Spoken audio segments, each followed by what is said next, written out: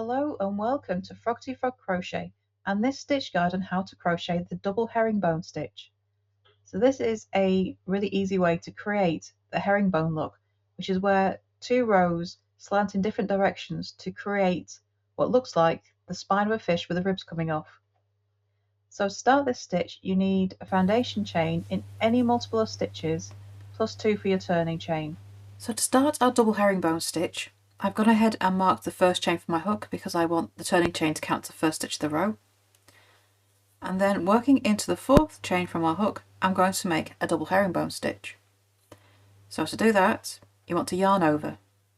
Insert your hook into the chain, yarn over, pull up a loop, and now you're going to slip stitch through the second chain on your hook. Then yarn over, pull through one loop only, yarn over, pull through 2 loops. And that is a double herringbone stitch. And you're just going to make a double herringbone stitch in every stitch across. So yarn over, insert your hook into the next chain, yarn over, pull up a loop. Now slip stitch through the second chain on your hook, yarn over, pull through 1 loop, yarn over, pull through 2 loops. It's this slip stitch at the bottom that's going to make your stitches lean over. Okay, you'll see this better as we make a couple of rows.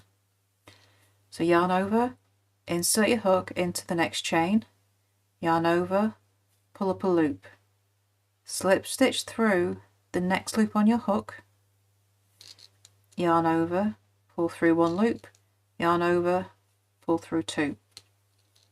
Okay, and you can see the lean now. They are starting to just topple over. Okay, so you keep making double herringbone stitches in every stitch across. Okay, seems a bit of a weird way of making stitches at first, but once you get into the swing of it, these work up really quickly. And you just keep making them in this way in every stitch across. Okay, and you do another one for the last stitch of the row. So even in the last stitch you make a double herringbone. And look at those, all nicely slanting to one side. So now we're going to turn and chain 1, and we're going to make a double crochet turning chain in the first stitch. So we're starting each row with a double crochet just because we could need that height to start making our stitches, but every stitch after that is going to be a double herringbone, and you make them exact same way as we did in the row below, but of course they're going to work in the opposite direction. So row 1, because we've turned, are now slanting in this direction. Row 2 are going to go in this direction, and that's what gives it that herringbone look of the spine of the fish and the ribs coming off each side. That's how the stitch gets its name. Yarn over, into the next stitch, yarn over, slip stitch into the next one. If you're having trouble with your slip stitches, grab hold of that second loop and just pull it down while you pull through, and that will make making your slip stitches that little bit more easier. So yarn over, into the next stitch, yarn over, pull up a loop, pull that second loop down if you're having trouble, and just make sure you pull that yarn a bit tighter to make sure it's not too loose. Yarn over, pull through 1, yarn over, pull through 2.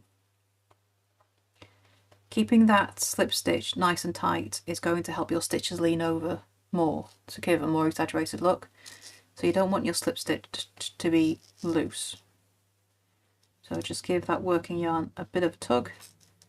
That'll make it nice and tight, and then you can finish the stitch.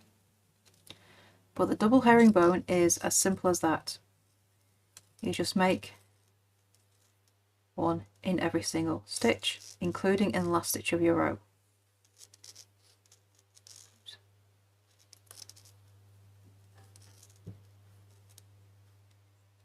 Okay, and I'm working into the turning chain of the row below. Just pull my stitch marker out to do that, and then This will be the last one of row 2.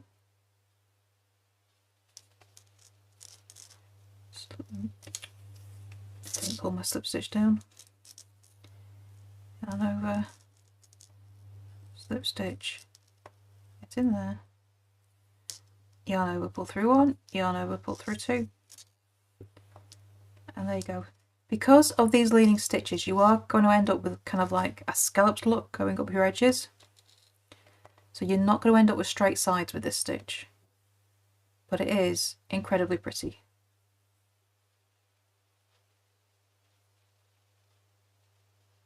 So you just repeat row 2 for as many rows as you need. And there is your stitch guide on how to crochet the double herringbone stitch. I would love to see what you make with this stitch. Please do come and show us over in our Facebook group, Froggity Frogs Ribbit and Stitch. And don't forget to subscribe to this channel as well, for more crochet stitches, patterns and hints and tips as well. Thank you for watching, and I shall see you next time in the next video. Bye for now.